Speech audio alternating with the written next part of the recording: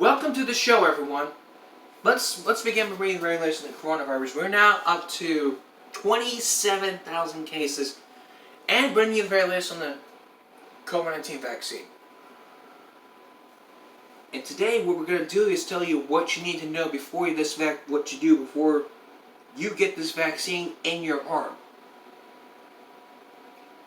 Let's start from the very beginning, because this all started a couple weeks ago.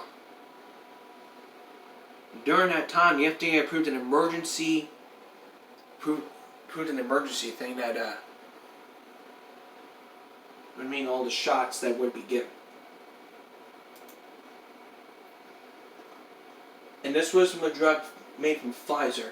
It's the Pfizer-BioNTech vaccine. The FDA approved the emergency use authorization on December 13th. It's a second vaccine from Moderna. But what are the side effects of this? The side effects of this are injection site pain, fatigue, headache, muscle pain, chills, joint pain, and fever. But however, the FDA says these reactions are temporary and they self-resolve in a few days. That's according to Wilbur Chen, the MD Professor of Medicine and Chief in Adult Clinical Studies at the Center for Vaccine Development and Global Health at the University of Maryland. So I would think that if you're going to start doing this, what you need to do is study the side effects. And once you study the side effects, you got to know you're taking a risk. My advice for you is to make sure that you let your boss know before you get that shot. To show your boss the side effects, just say, if I get any of this, I will let you know. I don't think it's a good idea, but just try it anyway, and they will. And if you gotta take a sick day, you let your boss know. If your child decides to get it while they're in school, then the parent has to call the school, and they'll handle it.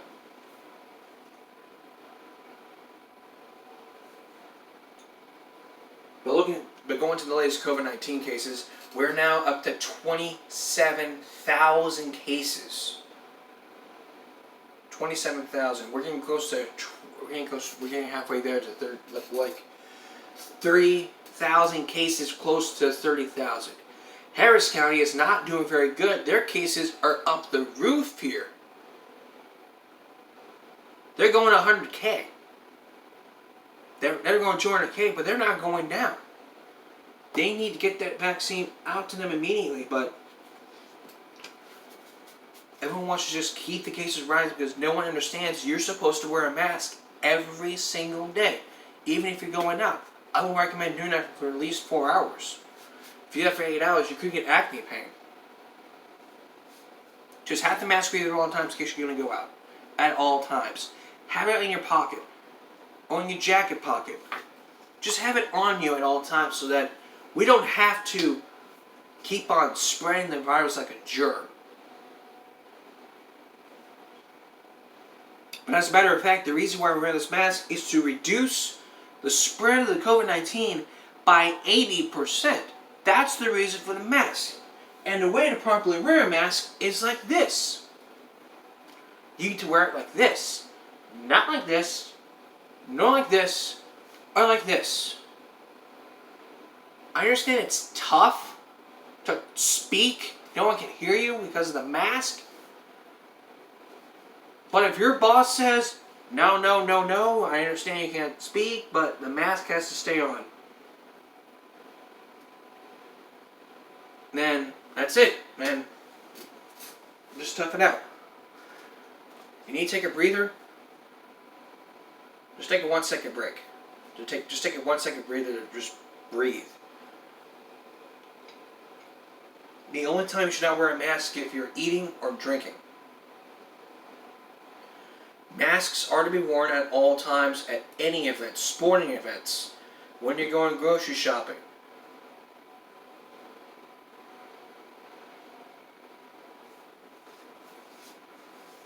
Or if you're at a party, you must wear a mask every day. No exceptions. unless you have a medical condition like asthma. If you have asthma, you cannot wear a mask. Just let them know beforehand.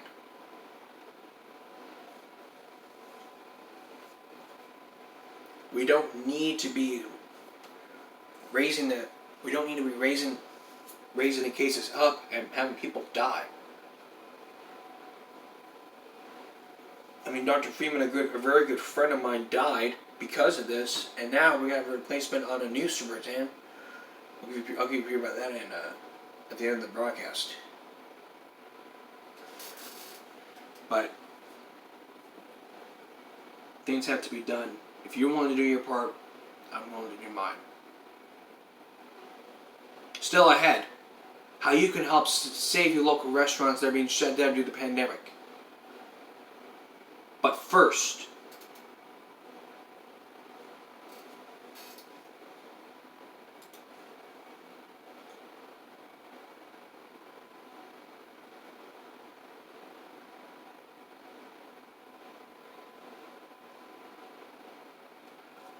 we may have a new mayor in town, but the city management approves for these projects that are happening. We'll look at that bond project that was approved months ago and give you those latest projects from the city manager himself when we continue. Before we move on to our next story, I just want to let you know that the FDA has approved that second vaccine. So after that approval, was heard about, the Mesa County started shipping all that second vaccine to all hospitals.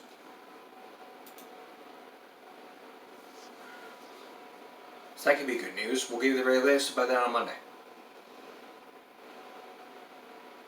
But now to those bonds. I mean, we may have a new mayor of Corpus Christi for Paulette. I'll give you my taste about her later. But it's up to the city management. I mean, he's got a lot of things planned going on. He's got waste. He wants to have more air travel. He needs more medical hospitals. But because of the pandemic, I mean, he needs all those medical things like stat. And new roads. I mean, if you've ever been going down Laguna Shores, to every mile on that road, I don't know why, but it's 2021. So what we could see is new roads.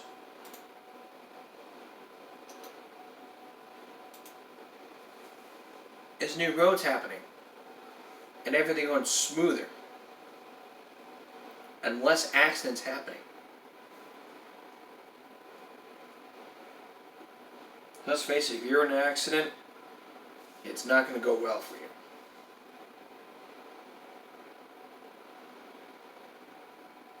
Now, Paulette G., who is now the mayor of Corpus Christi. Let me give you my taste about her. I think she'll be a great mayor. What do I think about that? Well, she has all the great qualities of that. I mean,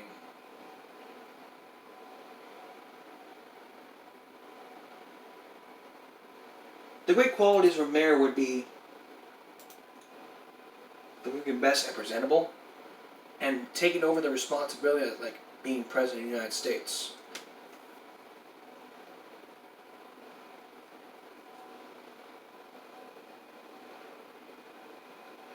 So would I think that she would be a great mayor? Absolutely. I've not met her yet, but I think she'll be running for a great mayor in this city. So let's give 3 cheers to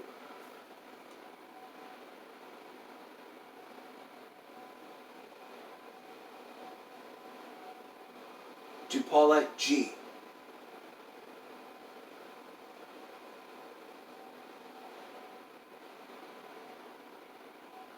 Alright. When we come back, how you can help out the struggling restaurants that are being shut down due to COVID. The answer from Shoreline Sandwich Company. Plus the very latest plus new developments on that body that's being found in Fire Bluff. The very latest from the police chief and how you can help crack the case. We all like to think we all like to think we're doing our part, like doing what's best. But how would you feel about helping out a restaurant that's shutting down due to the pandemic? That's what one local restaurant is doing, called the Shoreline Sandwich Company. What the owner is doing is raising a lot of money to keep those restaurants open. The owner's name is Chris Busk. Since 24 hours posted on Facebook, over $3,000 has been raised. The momentum continues until local restaurants can receive $2,000 each. That's $5,000.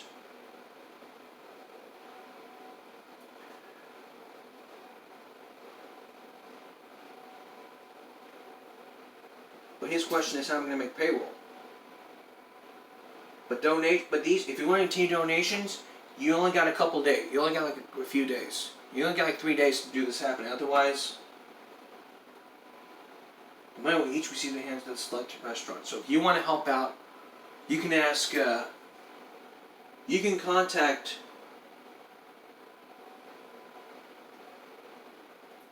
Chris Buick by Facebook, and he'll give you some instructions for those here in the coastal bend. Let's face it, if you want to do your part, I'm willing to do my part by wearing masks, staying 6 feet apart, and helping out donating a lot of money for those restaurants that are shutting down due to the pandemic. Okay. Up next, a program that's going to be helping you out for the tax season that's going to be coming up in about a few months. In 5 months from now. How this program works when we return.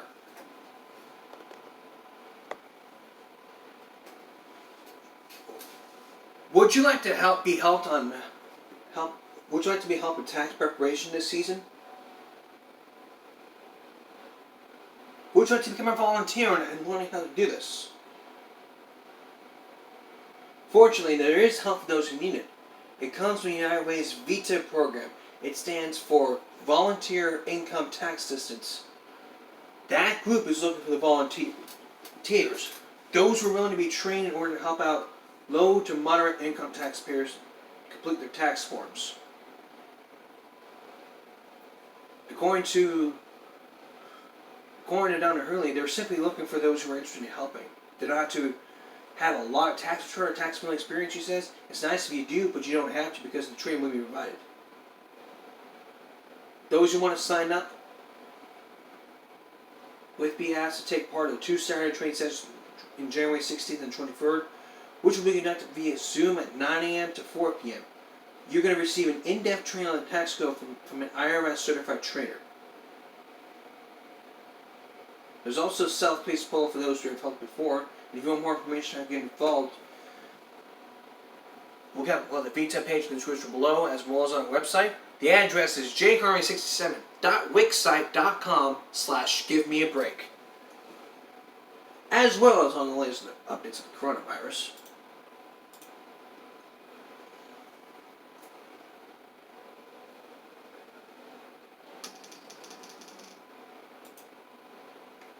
And as we continue, and after a break, the latest developments in a body found in Flower Bluff. We'll give you the very latest from the police chief. There's new developments tonight in a case of a body being found in Flower Bluff. We don't know if it's a male or female. What we do know is that it was discovered by a man who was walking his dog. He told the police everything. And the police chief said the same thing, like what Bill Churchwell said. They don't know if it's a man or a woman, but they're going to run DNA diagnostics on this, and we'll give you the very latest since your local news.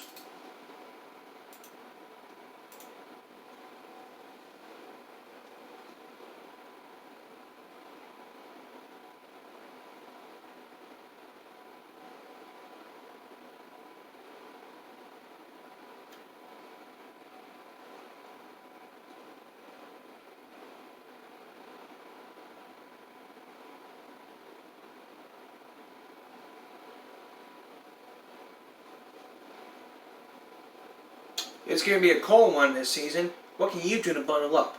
Well, starting from now, you gotta be bundled up. You need to be prepared to be bundled up. If it's in the low 40s or high 40s or 50s, wear layers, double layers. Don't go out in flip flops like I am, unless that layer of fat. In fact, keep you warm, yes, but in those times you could get hypothermia.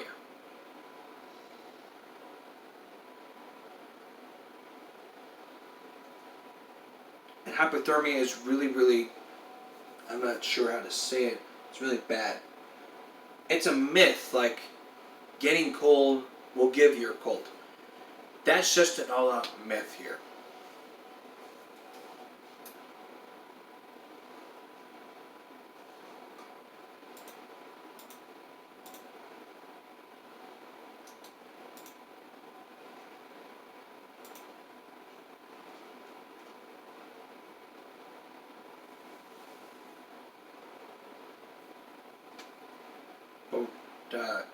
What you need to do is start realizing that it's going to get cold a lot. You got to have your jacket with you at all times. A jacket that'll keep you warm. Start wearing pants and comfortable shoes. Don't be wearing like shorts and flip-flops like it's summer. Unless it's in the 70s. If it's warm enough, it's okay.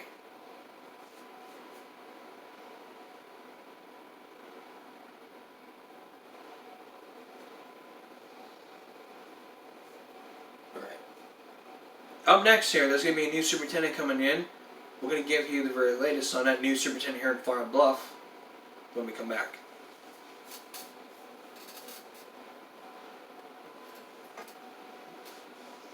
Velma Zolez Gazala. Velma Zolez Garcia. That's a name you probably heard before. She is set to be the lone finalist for the next superintendent, which is going to happen unless the board decides on January 4th. And on that time, there's going to be a board meeting about that. That special board meeting, Board of Trustees were to name Ms. Garcia as the lone finalist for the next superintendent. If it happens, then she will replace Dr. Freeman, who passed away in August after contracting COVID-19. Would she make it? I think she would. I think she has the great qualities of a superintendent. I mean, in order to be a superintendent, you got to know a lot about education. You can't be breaking the rules. Like, you cannot be having relationships with all students. You cannot be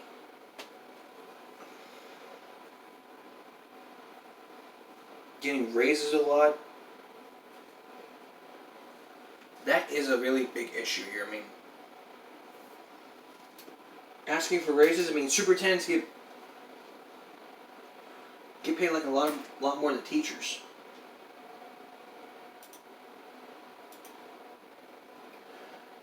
And there was even superintendents who were placed on suspension for having to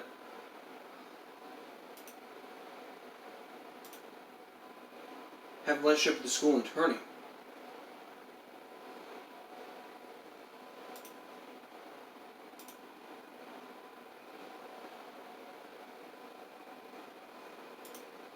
I'm not going to be naming names because I'm only a half-hour show.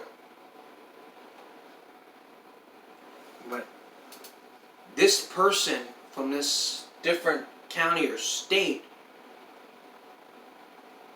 which I can't remember, the board voted to give him a lot of raises, and at that time the community was outrageous.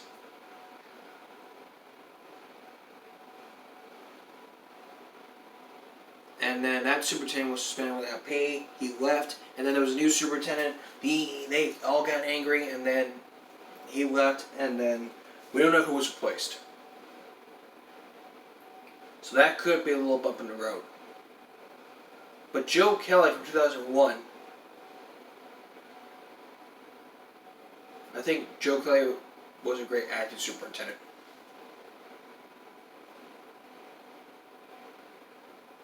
He knew from his gut what needed to be done.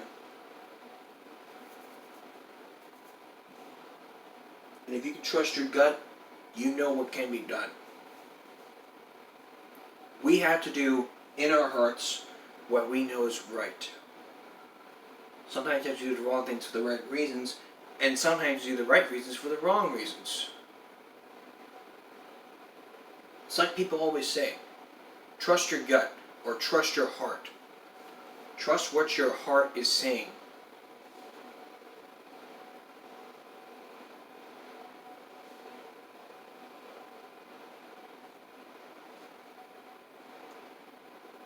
So what we have to do is make sure that this new superintendent gets the most great level of rugby that she deserves.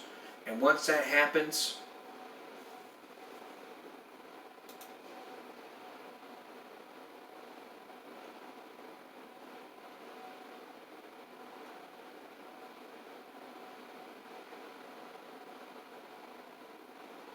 then we will figure something out.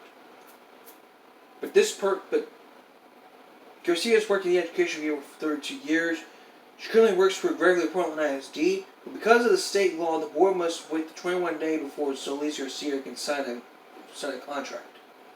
The Board of Trustees is expected to revoke and officially name Garcia as superintendent after Christmas break, Monday, January 4th, and at that time there's going to be a board meeting, which is going to appear on YouTube, their YouTube channel. I'll have the link in the description below. And prior to that, after that meeting, there's going to be the latest of Give Me a Break, where we're going to be talking about what's the important role of the superintendent. And on Monday, we'll have a special Give Me a Break on the role of the superintendent. Now, I plan on having Joe Kelly on and paying tribute to Dr. Freeman. I mean, Dr. Freeman was a great superintendent. He's only been there for like almost a year.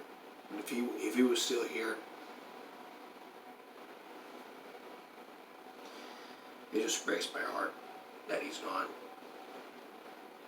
I can't even. I think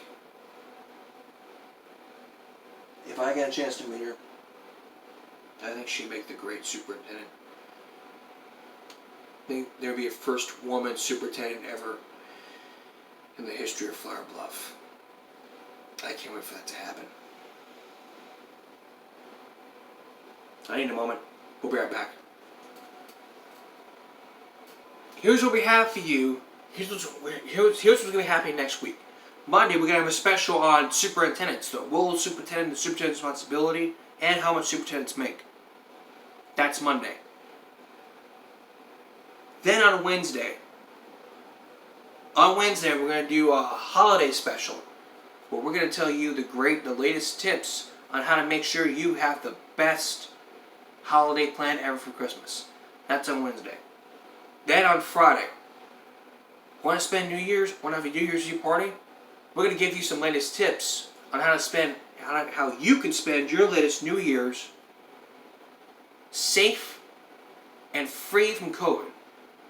That's all next week.